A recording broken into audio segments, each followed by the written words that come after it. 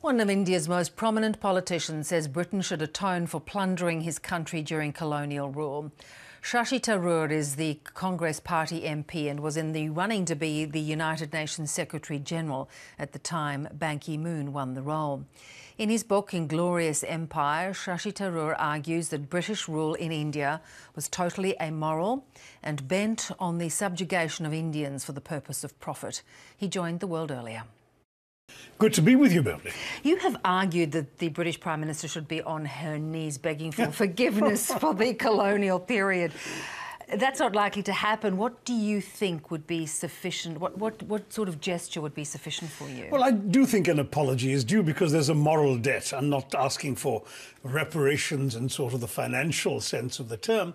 But, you know, Britain did come to one of the richest countries on earth, and over 200 years of depredation, exploitation, neglect, managed to reduce it to a poster child for third world poverty.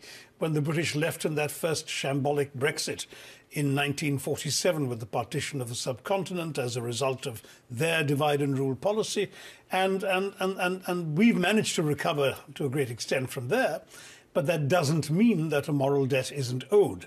And I think that's why, actually, it's not so much the Prime Minister I'd like, I think a member of the royal family, because after all, everything was done in the name of the Crown. Somebody should come and say, look, we're sorry. We've got a perfect occasion coming up. The Jallianwala Bagh massacre reaches its 100th birthday on the 13th of April, 2019. One of the worst atrocities of the Raj, a betrayal of promises made in exchange for which India supported the First World War with men and material and lots of money.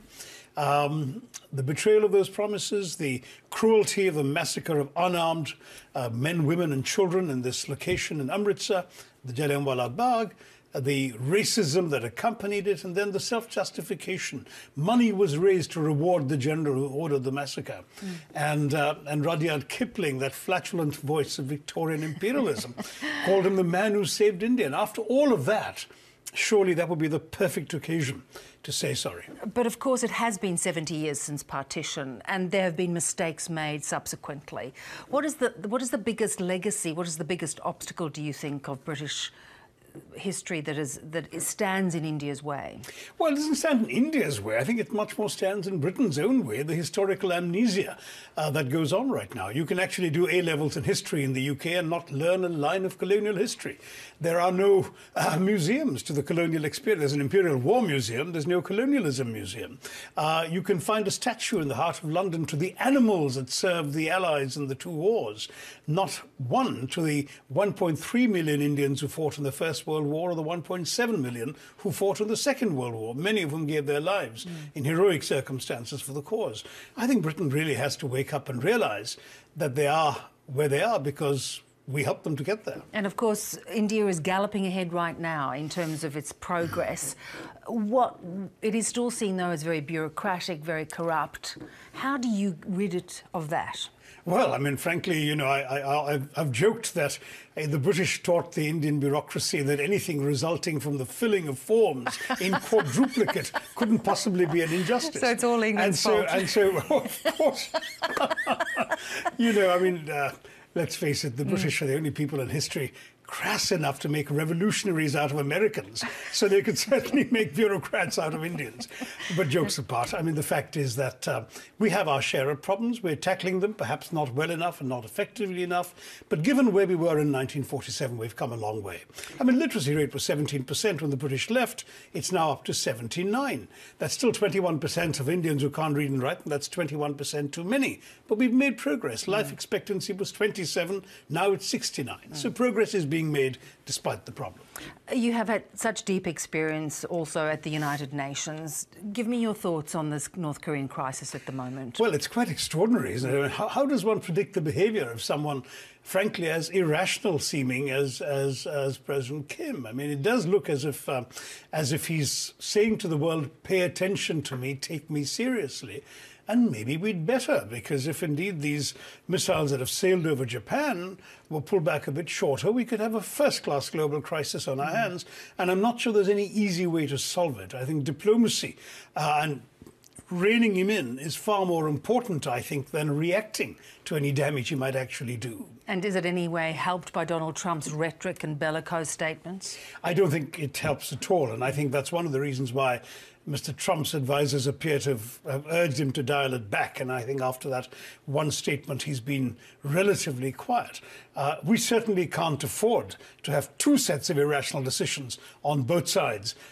Two sets of irresponsible statements are bad enough, but we don't want to provoke either one into doing something the world will not easily recover from. I'm fascinated by your opinion too on China's role in the region. Of course, India and China have been in a standoff on the border with Bhutan. India backed off a little and now things seem to have settled. How do you see China's role in the region, its expansionism? Is it concerning for India? It is. Well, I mean, you know, China's peaceful rise, as they called it, was fine with all of us. I think the entire region accommodated itself to that. I mean, China was this burgeoning economic power and it had a right to rise in the interests of its own people. But it's when it began sort of moving its elbows a little too far in other people's faces. The 9-dash line in the South China Sea, for example, and now the border belligerence with India, then we begin to worry. You know, we do believe that China has plenty of room to grow and to flourish, and that everyone wants to see it succeed, because I think a lot of countries would like to prosper in its wake. But we don't want a new sort of 298-pound gorilla on this particular beach. That would not be healthy for the region. It would not be healthy for the world. And under Xi Jinping, it does seem as if it's a little more agitated about its position in the world. It wants to cement its authority. Well, he is seen as the most powerful leader China's had in a very long time. And of course, you've got the Party Congress coming up. We were all worried as to how this would play out before the Party Congress, but it does seem that the standoff with the Indian troops in a place called Doklam in Bhutan has been eased now through an entirely diplomatically negotiated solution. And to my mind, that's a good sign. It suggests that China still does see that it's gained more out of being peaceful than it could out of being belligerent. We wish you well with your battle with Britain. Lovely to speak to you, Shashi. Thank you. Very nice to see you. Take care.